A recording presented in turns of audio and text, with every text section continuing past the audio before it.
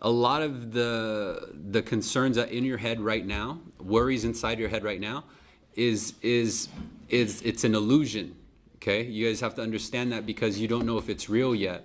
You don't know if it's real, whether or not to worry about what the client's going to say because they haven't said it yet. Make sense? And I have an opening before we go into Q&A, is that it is important for you to invite the challenge of messing up. Don't be scared to fall. Don't be scared to slip up, sound stupid, right? You have to. And I tell my new guys that join my team, they could be in the industry for a minute, that, hey man, mess up. Like, don't worry about it. Just mess up as much as you can, because until you mess up, you don't know the right way, right? Where I've seen agents freeze up and they don't grow because they're too worried about messing up, and so everything has to be perfect, and so they kind of just remain stagnant. And just for what it's worth, all the successful people that are on that height where you're trying to get at or where you aspire to be, they were messing up.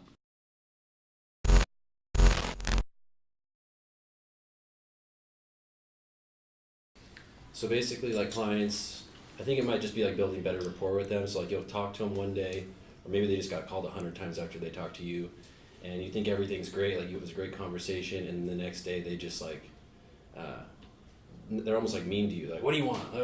Yeah. Like, I was just following up on the documents, trying to help you out, get pre-approved. Remember you talking to me yesterday?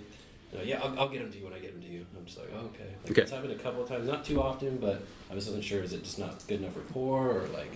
Oftentimes it's the way that they left the engagement from you guys. So right now you're at a point where your primary goal is to get them pre-qualified, get the package in, and then hand off the baton, right? Mm-hmm. So believe it or not, that's actually probably the easiest part, because when you hand off the baton, now it's all about managing the lead.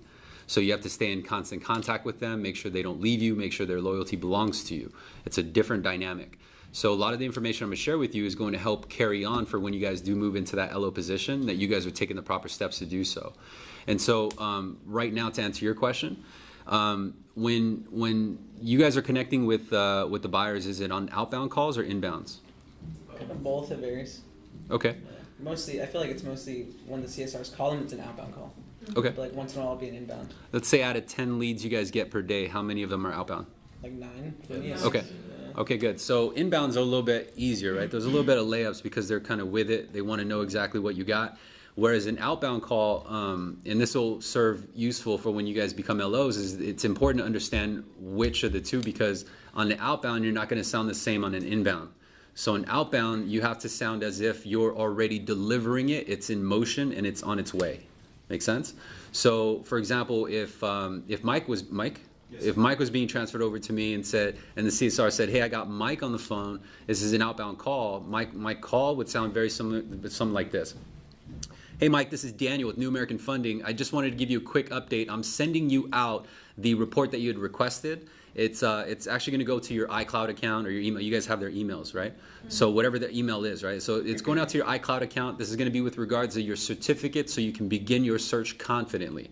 Now, the information I send to you is going to be applicable to exactly what you qualify for, so it's as good as cash.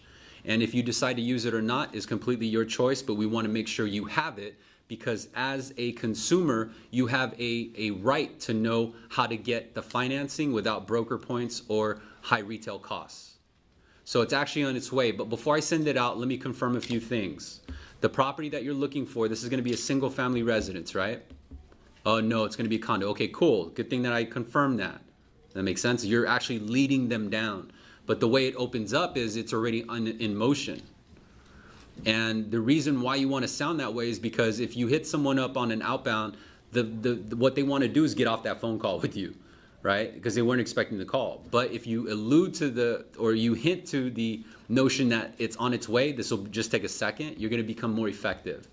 And at some point in that conversation, you're going to hit something that sparks out to them, that hits their emotional button of making them want to be invested more in that phone conversation, right?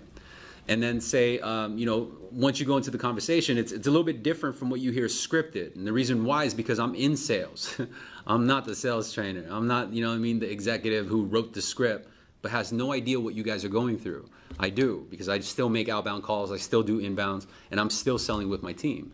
So why I know this works is because psychologically you're playing to the consumer, where you have to break down their guard and then you can expose what they need.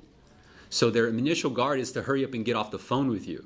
Their initial guard is they don't know you. You're a stranger, right? They've already been pre-qualified. They've talked to 100 companies before. So in that opening sentence, I've already addressed each and every single one. Like, hey, it's already on its way. I just want to give you a quick heads up. It's on its way. It's going to go to your iCloud account. Okay, bam. You know what I mean? This is not going to take much of my time. Cool, go and send it. Whether you decide to use it or not, it's completely your choice. It's just that you have a right to know how to secure financing without paying broker points or high retail costs. Now I just shit on all the competition, right? And I made myself stand out.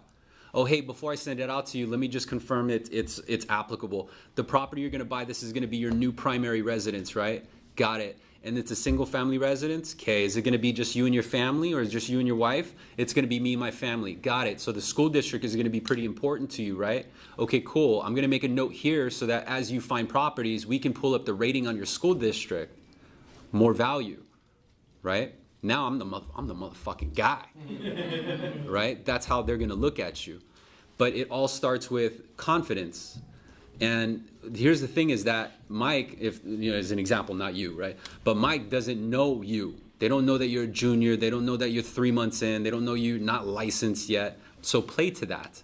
If they ask you any questions that are required to have a license, don't answer. You don't have to say I'm not licensed. Say, you know what, I'm gonna make a quick question. I'm gonna make a quick note in your file.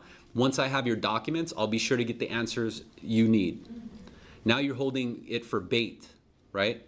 So if they give you resistance on sending the documents, you can actually read those notes and say, but Mike, I know it's important for you to ensure that you have the right information in front of you, because the last thing you want to do is spend 4 months of your life looking for a house, finally find one, become emotionally invested, and then for you to fall out of escrow because you never qualified.